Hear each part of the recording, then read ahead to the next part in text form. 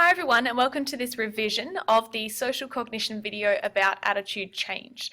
So in the original video we covered the central and peripheral routes, which are still really important, but it got a little bit muddled up in terms of how attitudes are changed and then the factors that affect how successful that is. So this is a newer video just to make it much clearer.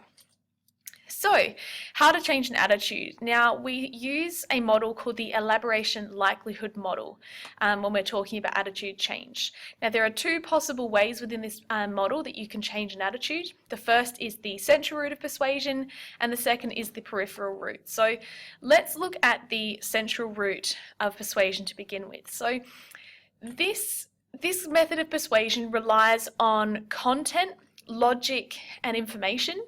And that means that on behalf of the person who is, I suppose, reading or viewing this material, it involves high elaboration for them. So they have to really carefully process the information. They have to read it, to understand it, to think about it for it to be effective. That said, if they do that, it's a very durable attitude change. So if that ad does manage to capture their attention and they do process it, it's very durable. The audience is persuaded by a message that really focuses on the quality of a product. So if you have a product that is very successful at doing something, so often you see these in healthy products, maybe tech products, things that are actually useful and good for you, you'll often see this method of persuasion. And the message needs to be really clear. It needs to be credible, so obviously it needs to be backed up by a lot of evidence. It needs to be simple and supported by evidence. Okay, so here is an example for you. This is one of the campaigns running in Australia at the moment to try and get people to stop smoking. So obviously there's a lot of information on this slide. You have to do quite a bit of reading, and it walks you through in stages or in a timeline what happens to your body when you stop smoking. All right, so you're having to go around here and read all these parts here, then look down the bottom. All right, so you're having to really stop and take in what it's got. Okay, in contrast, the peripheral route of persuasion is all about images of beauty and pleasure. When you look at these advertisements or something that's trying to change your mind, usually an advertisement, it makes you feel good just by watching it. All right, so it's really based on non-message factors. There tends to be very minimal text, and so there's low elaboration. All you have to do to kind of take in the message here is look at the pictures. So there's very minimal processing. For this reason, if that ad or that information does manage to change your mind, it's going to be less durable. Okay, so again, uses images of beauty and pleasure, quite often celebrities and very, very attractive people, and the target audience is often young people, okay, as well as those with low self-esteem and perhaps those who don't have a lot of time to be processing something that's got a lot of text, a lot of information, and involves a lot of processing. So Coke is probably my go-to when exploring the peripheral route. This is their ad campaign really in a nutshell. They obviously don't have a healthy product. People are often quite confronted when they realize what it's actually made of and how much sugar it has and how bad it is for you. So Coke really has to rely on making people feel good in their ad campaigns and relating that sensation to their product. So you often have very, very attractive people doing fun things, they're having a great time, they're young, the music's really great, there's lots of colour, and you really don't need a lot of processing. You look at this image, they're everywhere, and slowly over time that manages to change your attitude. Okay, so out of the two, the central route is more powerful and it's much more long-lasting if it changes an attitude, because people have to process those cues more carefully. They have to really consider the information. Okay. Now that we've covered those two routes, we need to think about, okay, what makes attitude change successful? What are some of the factors that might influence how effective it is? So when we're looking at these, we look at things like the source, message, channel, and audience. I said those the wrong way around then, but these are the factors that we look at for both channels of communication. So for both routes of persuasion, we look at these factors. So the first thing we look at is examining the source, which is the person who is conveying the message.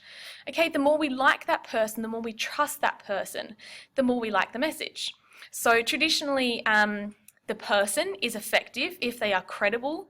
So that means that, for example, if someone is trying to sell you medication, you are more likely to, I suppose, believe a doctor over someone you found on the street, because that doctor has a lot of credibility.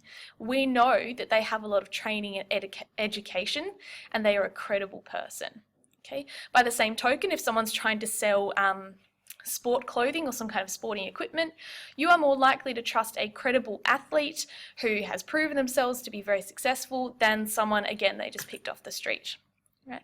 We trust people who are trustworthy, so it's more likely to be effective if the person trying to persuade you is trustworthy, if they're an expert, and also, rather unfortunately, if they are attractive. Okay, so attractive people are much more successful at changing attitudes, which is why we see them so often in advertising. Okay, in terms of the message, the most effective messages out there are those that evoke really strong emotions or processing. So remember that processing is that thinking. Right? So it should include statistics or a story to arouse emotions. Now, it can be really happy emotions, but really effective ones as well are of fear. Okay, so quite often a lot of campaigns use fear to try and hook you in and convince you to do something.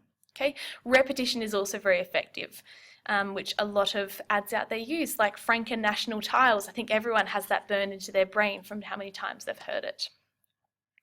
Okay, the next thing we look at is the audience. So this affects the ease of attitude change. So older generations' attitudes are harder to change, obviously because they've had their attitudes for much longer. So young people, again, they might not have had an attitude for as long, easier to change. Okay. Attitudes are formed by being instructed by others. Those are much easier to change. So for example, if you've grown up being told something by your parents and they've just told you, and then you find out something later, it might be easier to change that attitude because you haven't necessarily learnt from experience. You've just learned by someone telling you to do something. Okay.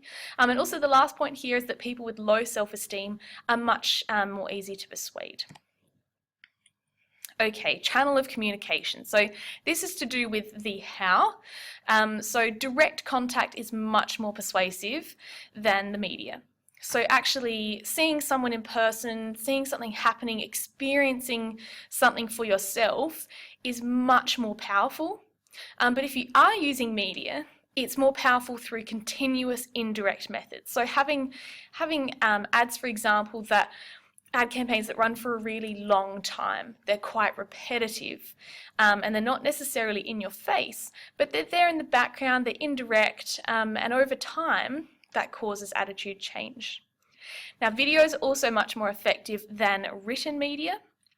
And a complicated written message is effective, obviously, only if people have time to read and absorb them. So in a very time-poor society that we have at the moment, everyone's very busy, videos are much more effective than written media advertisements. Okay, so if you're looking for any more information, here are our sources, and by all means, come and see me. Thanks, guys.